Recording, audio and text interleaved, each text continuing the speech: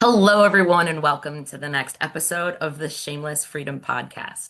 And I am super excited because those of you who have been listening for the last 3.5 years know that everything that I have brought to you has been a channeled download from the divine. And I am super excited because Spirit has led me to share the fact that we need to have guests come on and share their stories. And I am excited to have my very first guest join us today. Her name is Desiree Pitman, and I met her, like a year, not even quite a year ago, I think, Desiree. Thank you so much for being here. I would love to have you share a little bit about who you are before we dive into the juicy details. Yeah, so my name's Desiree Pitman and I'm a channeler. So I literally help people open up to what's inside of their soul and what their body's telling them and how to feel that. And then I just angelically activate different energies in them. And you can watch people's lives change and they just become more confident. They just let go of all that baggage and they just smile and find the happiness that was always inside of them. It was just kind of buried under a bunch of gunk. So, yeah. Oh, I'm so happy to Yes, be here. yes. And I am so honored to have you be here as our very first guest because, the few times that we have met, we've had a variety of conversations in regards to feminine power and sacred sexuality. And it's one of those things that is a really important topic. I really believe there is a silent epidemic that we have in society where we just don't talk about it. We're shamed, we're silenced around pleasure, desire, our bodies, you name it. And I know when we were having our conversations, you're like, oh my God, I love the work that you do. And you're like, I would love to be on your podcast and share my own personal story. So I'd love to start by asking you, when you look back, what do you see as some of the most defining moments that shaped how you felt about your body, your sexuality as a woman, and how you show up as a woman in the world? Yeah. So, a couple periods of my life just really stick out to me. And I remember being around like 18, 19 years old, and I'm reading a magazine. And in that magazine, it says, "Girl, what are you worried about? You're the only naked woman in the room. He's not thinking about anything else." And I was like, that's right. Right? And that made me feel so empowered. Like I'm the only naked woman in the room. So step up, put on your 4-inch heels. I'm like businesswoman, 4-inch heels on the desk. You know what I'm saying? Yeah. Like I own this. Like, and that was very, very empowering to me. And then I also remember being, insecure at that age. I remember, and I was just, older teenager, early 20s kind of thing. And I remember like, oh, I need to wear a bra because my boobs are saggy. Girl, I've had kids. It ain't getting better than this right now, you know what I'm saying? Like, and in 20 years, I'm going to be Yeah. different. So I need to appreciate how I am today and be like, look, this is what I'm serving. Like, I'm the only naked chick in the room right now. So, like, you either take it or leave it. Like, I love that but phrase, being the only naked woman in the room. Like just hearing the words naked woman, I think are likely just triggering for a lot of women because there's so much shame we have around our bodies. I don't know many women that I've met that don't want to lose at least 5 pounds, if not more, because there's shame around some piece, whether it's the boobs are too big or too small, the butt's too big or too small. There's the pooch from the kids or whatever. That I'm just curious, like when you said that whole naked woman in the room, like how did you get to this point of loving your body naked? oh, see, that's a big one. Okay. Okay. Yeah. I realize the power of your thoughts So there's a study that IKEA did. It's the bullying study, and they took houseplants and they had kids in high schools talk nice to one and mean to the other. What happened, right? Literally, when they talked nice to that one plant, it just grew and it flourished. The other plant, it died. Ooh, why? I think of Dr. Emoto. I think of the study of water that he did, where when he froze water and he said love to it, it made these beautiful crystalline shapes. But if he said hate or war, it was all jagged and chaotic, right? We're 70% water, 75% Mhm. water. So what happens when we talk, right? I also think of energy, and our auras and what we give off. So when we talk nice to ourselves, it feels more loving. So I think of being that naked woman in the room, right? I'm going to send out love and appreciation. I'm not going to think about, oh my goodness, I have so much to do. Like my task list, the kids aren't, they need this, they need to go to soccer, they need to do that. And I'm worried, and oh my goodness, my love handles. No, because if I'm doing that, I'm literally sending that beautiful, beautiful, sexual, creative energy, and I'm turning into worry and fear and projecting that on the other person as well as receiving it in that intimate moment. No, no.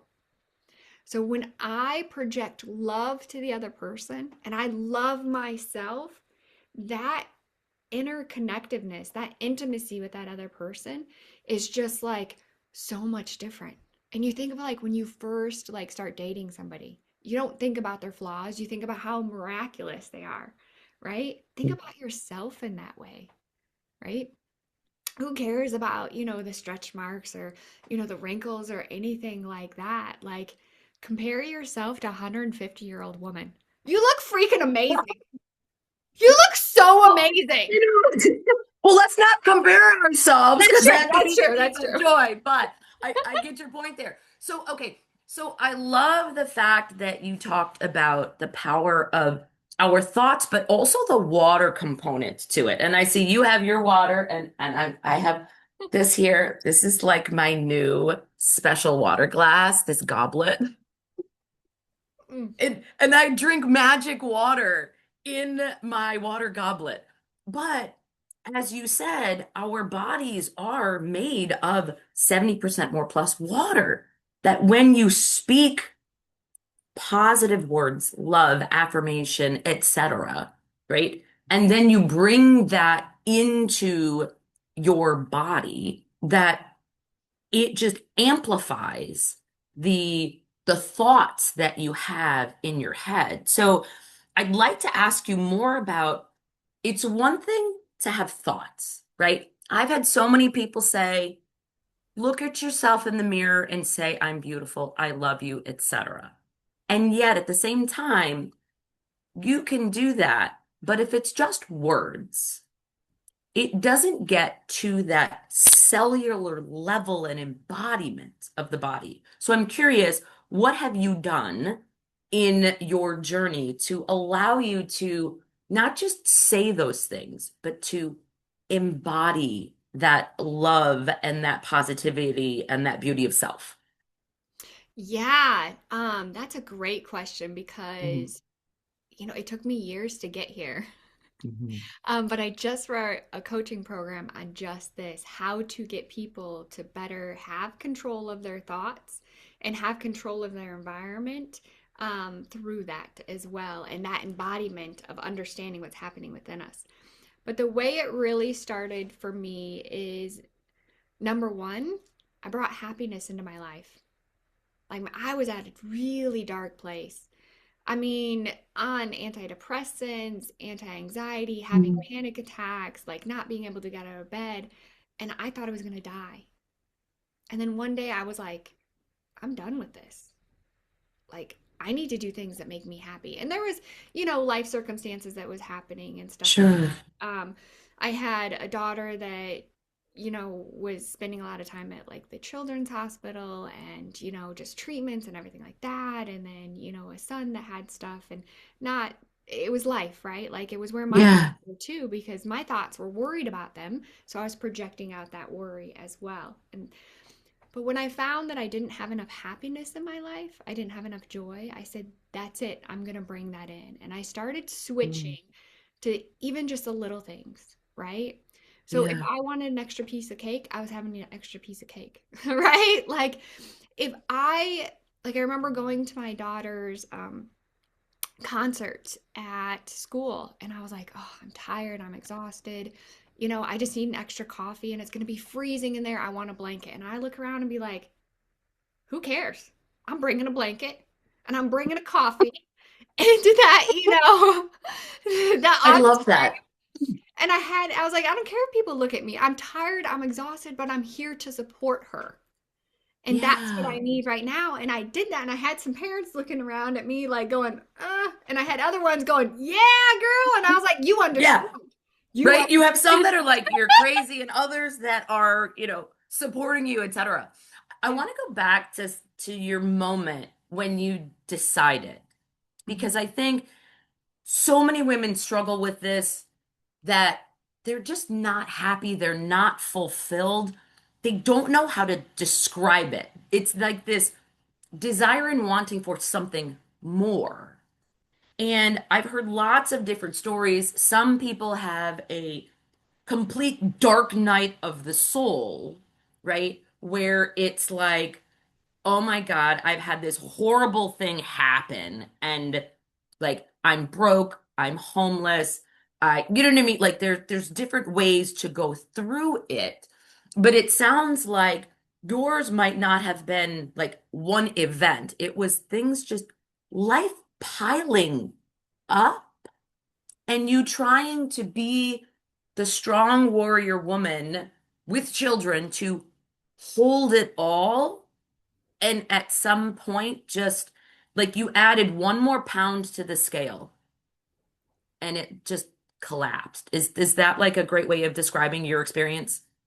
Oh, absolutely. Yeah. And it was interesting because each time that I was like, okay, I can handle that pound that I just got, right? Because Yeah. transition, you have to like strengthen up to it. It's like, okay, and now things are going really good. It was like another one hit. But each Yes. time that happened, it's like it gave me another piece of the puzzle. Hmm. So, like I was saying, the first thing I did was going, I need to bring happy in my life. Well, then from there, it was like my thoughts would go in a negative place. So I learned to control my thoughts. I learned to look at circumstance and going, what are the actual facts? What are my thoughts about those facts? And what do I want my thoughts to be? Yeah. And when I can change what my thoughts are, I can change my entire feelings about a circumstance. And I remember standing, I was like, got an email from my boss, and it said the words, with the little information I got from Desiree. And I immediately at that time was like, oh, I didn't do good enough. I should have gave more, da da da da da da da, all these things. And I finally just stopped and I go, does he need more information? And I texted him Hmm. back. I said, do you need more information? And he goes, no, I just wanted to let the other people know I knew about it. And I was like, oh, that totally changed things.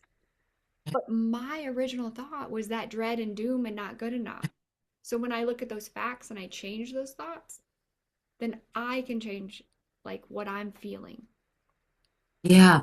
So as you started this journey of happiness, I'm curious what kind of support that you had along that journey, right? Did you have coaches, mentors, friends, etc.? Like, how did you allow yourself to move through that shift? Um, well, I was going through a divorce, the job change, all of the things all at Mhm. once. So I would just wake up every day and go, okay, what do I need? And I would read some books and stuff like that. Who really stuck out to me was Brene Brown and vulnerability. Mm. And so I So said, okay, if I really want to, go be a part of a group and, do my metaphysical work, I'm going to have to step out and go to a class, but I don't have anybody to go with. So I'm going to have to be vulnerable and go to this by myself. And that's okay because I'm going to meet people. And as I yeah. do that, then I was like, oh, this is cool. And I started meeting more people that were like me. And I enjoy Hmm. that. And, we always have people come and go out of our lives, their gifts every single time. And so, like, I learned from all these people and I learned about other places to go. And again, I had to be vulnerable. And to make, that level of friendship, especially metaphysically, where you can feel each other's energy, Sure. you have to be very vulnerable, right? They're like, Right. I can feel you're in a bad mood. I'm like, nah, it's not that bad. I'm Sure. fine. Those So type let of me ask you this. What does vulnerability mean to you? Because it's a word that people use quite often, and I'm curious how you would describe it. Okay, so I'm a channeler. I feel energy in my body. So if somebody has, shoulder pain, I feel that when I'm talking to them. Not Hmm. always when I'm talking to them, but if I tune into their energy. Hmm. If they have worry or anything like that, I can feel that physically in my body. And I believe, I'm going to go a little woo woo here, but I believe that we're moving into that collective consciousness where we can actually be able to speak telepathically. And I can do that with several people now. Not everybody, but several people now. Now, if you can speak telepathically to somebody and they can feel you when you wake up in the morning if you're tired, they can sense, like sometimes I can sense if one of my friends is, doing a certain thing in the garage. The other day I smelt that they were grinding metal and I was like, ooh, grinding metal. And I'm just every Mm. day feeling that, right? Yeah. And you think about the times where, you're like, oh, I'm thinking about somebody and they called. Oh, isn't that funny? That's coincidence. Well, take that to extreme where I Yeah. can smell their bath soap, right? Mm. I could smell if they lit up a cigarette. I mean, those types of things. That's the level of intimacy that I can feel with certain people. Yeah, that is an amazing gift that you have that not everyone has or not everyone allows themselves to cultivate, I'll say as well too. So I'm Yes. curious, how old were you when you knew you had this skill? Was it something you always had, or did it start to evolve as you went on this happiness journey? Yes. So I'm going to finish answer your question and then answer that one. So Yes. vulnerability to me is if I can have somebody see me at that level, Mm. remote view me, Got it. sense me, that is vulnerability. Right. And not Yeah. everybody's willing to do that. They put their shadow work. They're like, oh, don't see this part of me. Well, I'm a channel. So guess what? You're going to see Yeah. everything. Yeah. And of You're like, course, I want you to see the fact that I am a channeler. Like, I'm claiming that, and I want you to see me as that. yeah, and just being my authentic self. But Hmm. if that means that people are sitting here going, hey, you're woo woo, okay. Okay. Go for it. I love woo-woo people. Yeah, They're I love awesome it. people. So, to answer your question, I had abilities ever since I was little. I have abilities on both sides of my family, anywhere from channelers to Mary Magdalene lineage, Jesus Yeah. lineage, as well as, starseed, that kind of stuff. Uh, Hmm. but through drama and trauma, it kind of got shut off. And Mm. then in my 30s is when it opened back up. And it, Open again, it back was up. through drama and trauma that it opened back up.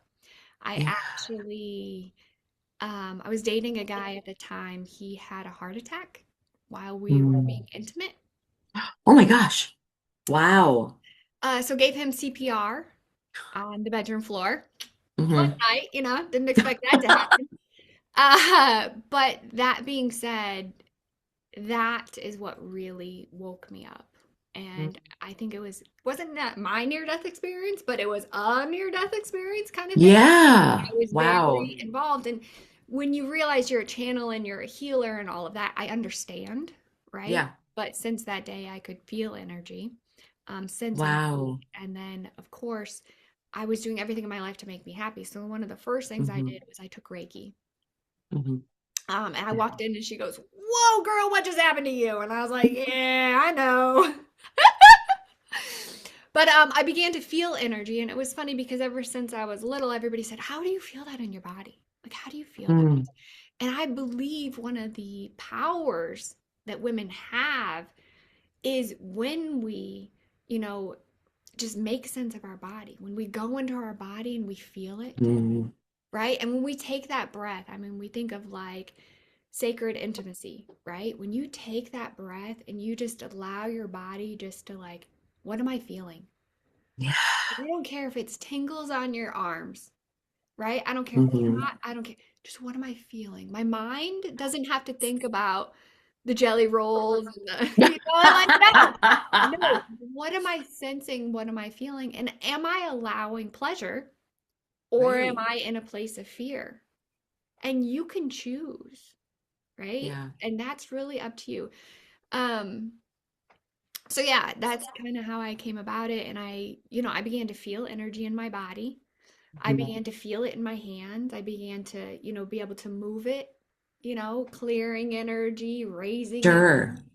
And I embodied it to the point where as I began to channel that energy, it would move my body because I would Mhm. allow it to do that, right? Like I would Sure. channel here, and then I would realize that those movements meant things, and it was like I was talking sign language with the divine, right? Yeah. They would literally be like holding me. I would feel like somebody had their arms Mm. wrapped around me, right? I love that. Gosh, I have so many thoughts that are going in my head right now that I want to say.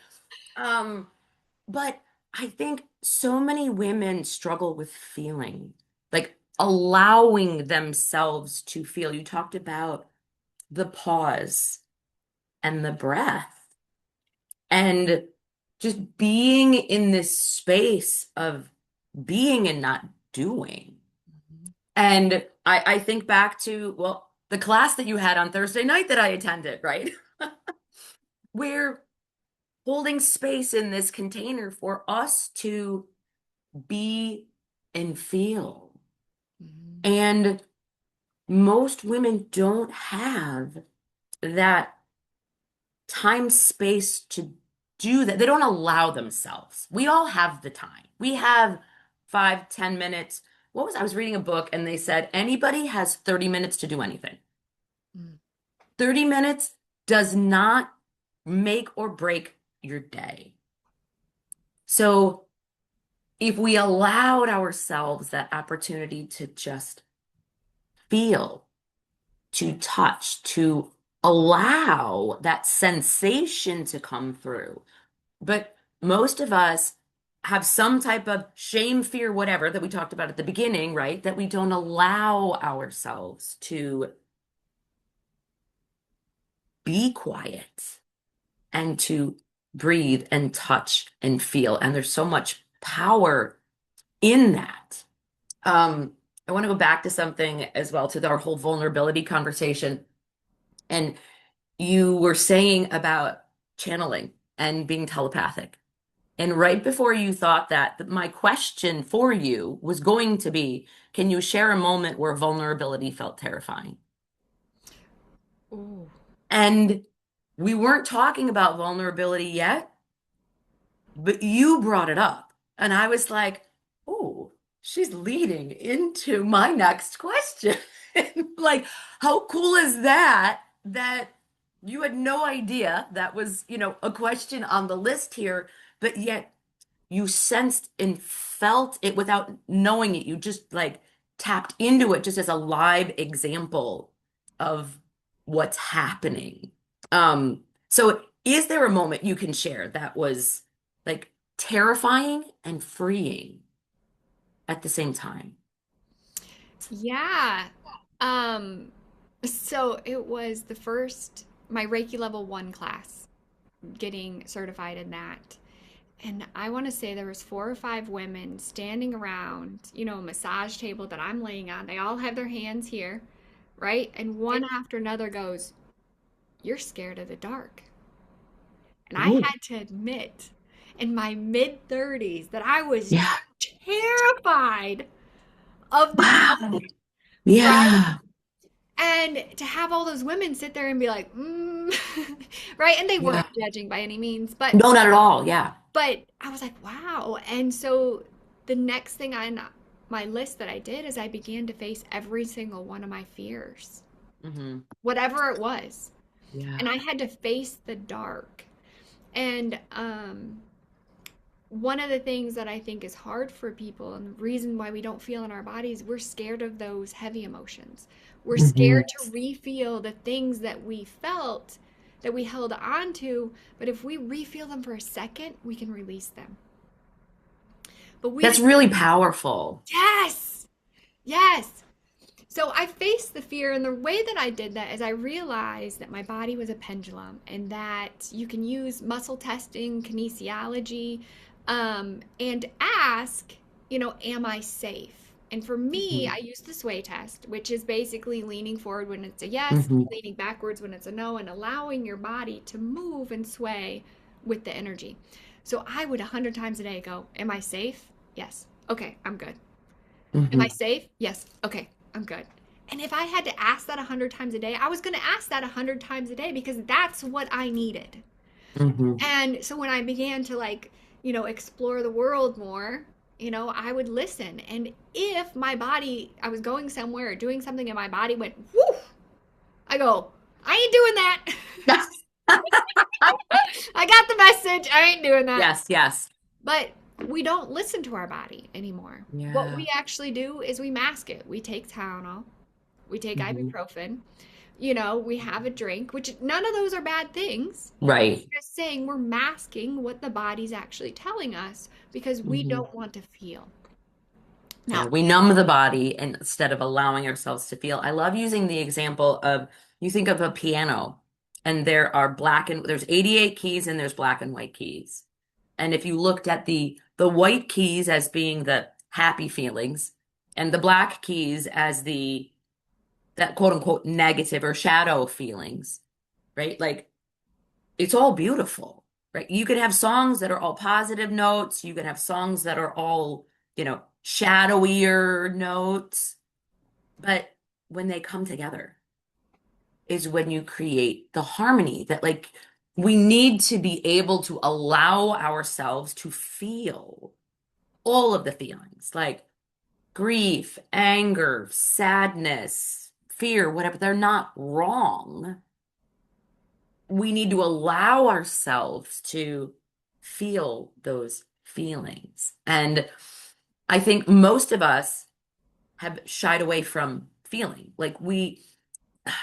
I like the concept of our thoughts create our reality. And at the same time, we still need to allow ourselves to experience, right? Because think about your most vulnerable moment. Like it was an experience. Like you weren't expecting that question, but you got to feel in that moment. And I think so many of us don't allow ourselves to go out there and experience. Like we want the predictability, we want the plan, the control, etc. But when you just simply go out there and allow, you have experiences, opportunities that are for us and allow us to then move through whatever that feeling is that wants to come through the surface.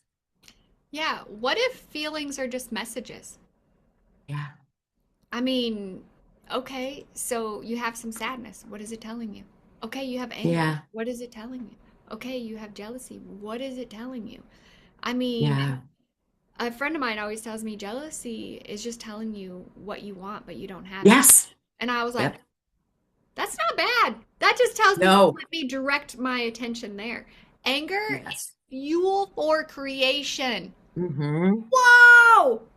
Like, that's Yeah. it. You left your shoes on the floor. We're getting this done.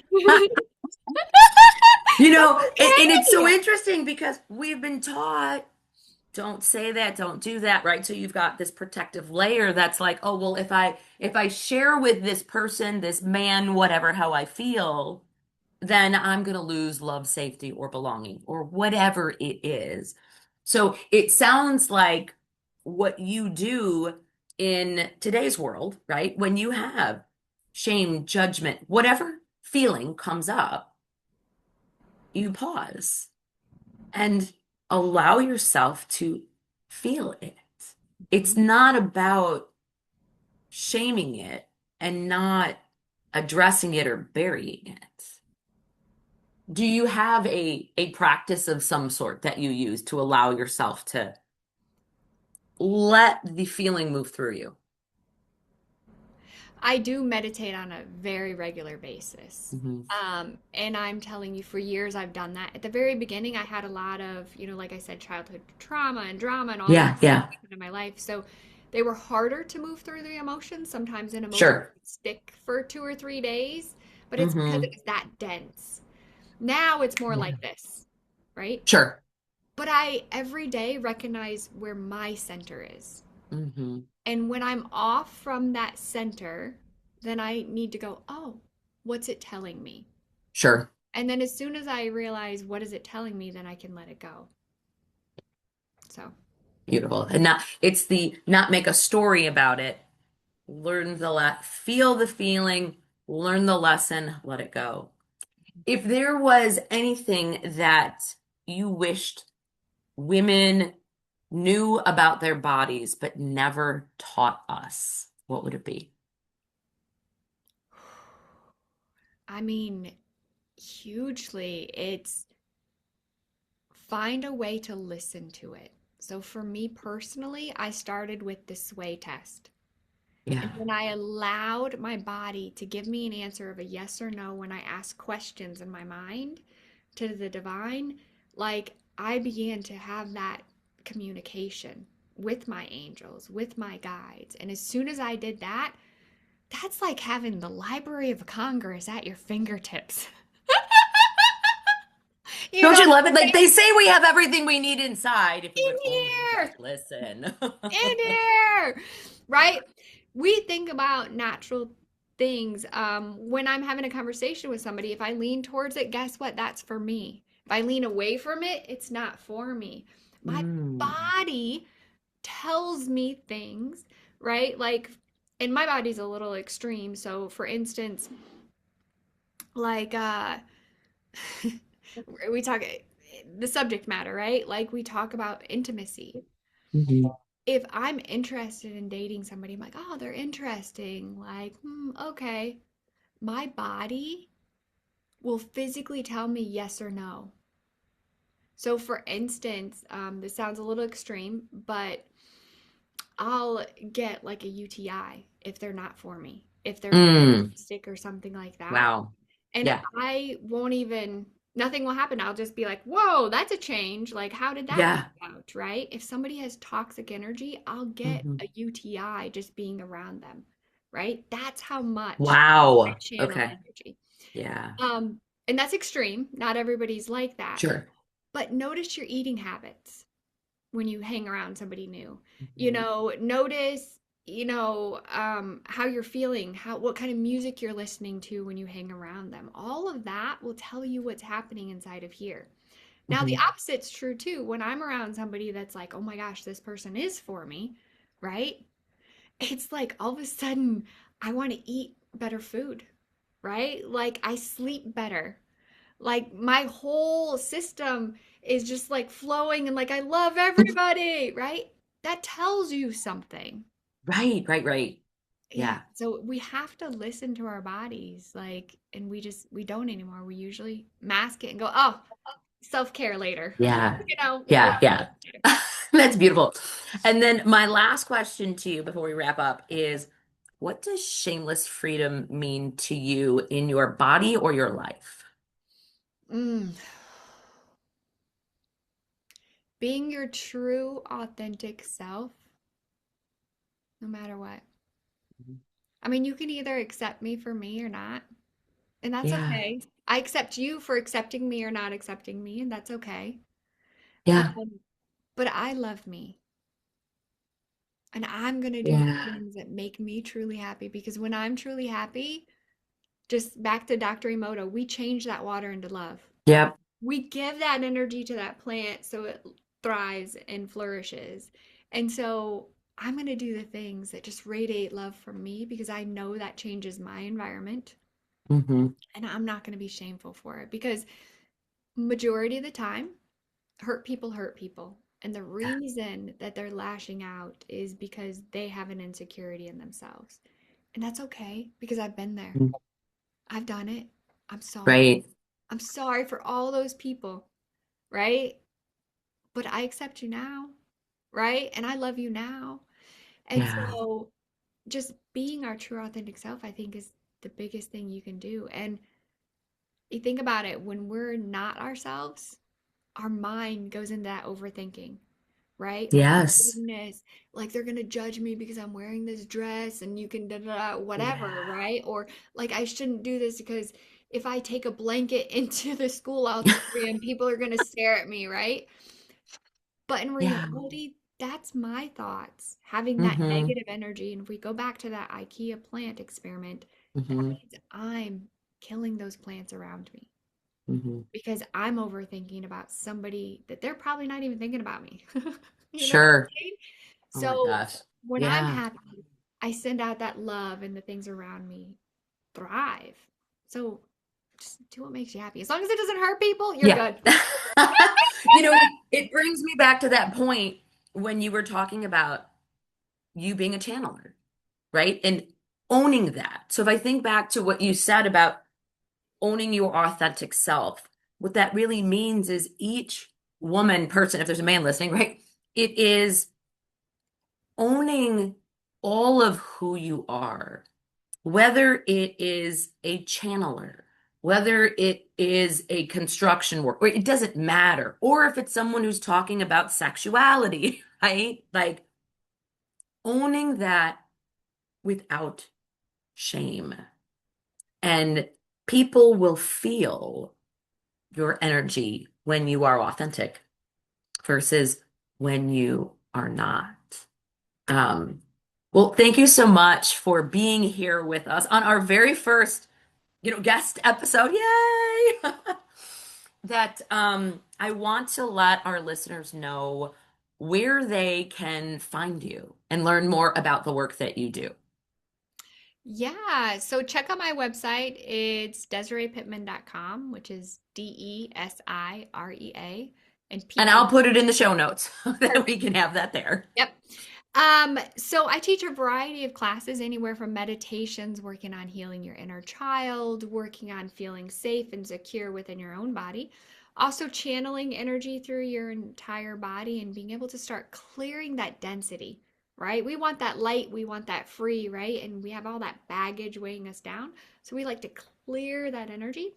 And then getting in tune with your true authentic self. I teach a variety of mentoring and coaching programs where we get in touch with who you are so you can become more authentic and live the life that is meant for you to live.